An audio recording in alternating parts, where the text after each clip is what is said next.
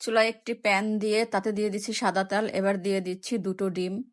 ডিম দুটোকে একটু ভেঙে নেড়ে চেড়ে হালকা করে নেড়ে চেড়ে ভেজে নিচ্ছি।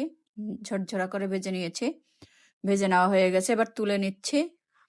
এবার ওই একই কড়াইতে তেল দিয়ে দিচ্ছি রসুন কুচি দিয়ে একটু বাদামি করে ভেজে নিচ্ছি। এবার দিয়ে দিচ্ছি পেঁয়াজ কুচি, দিয়ে দিচ্ছি গাজর কুচি, ক্যাপসিকাম কুচি, দিয়ে দিচ্ছি ফুলকপি কুচি।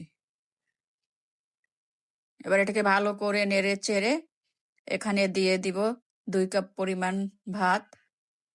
2 কাপ পরিমাণ ভাত দিয়ে একটু নেড়ে চেড়ে দিয়ে দিব গোলমরিচের গুঁড়া, দিয়ে দিব সয়া সস, 1 চা চামচ সয়া সস দিয়ে নেড়ে চেড়ে মিশিয়ে নিব।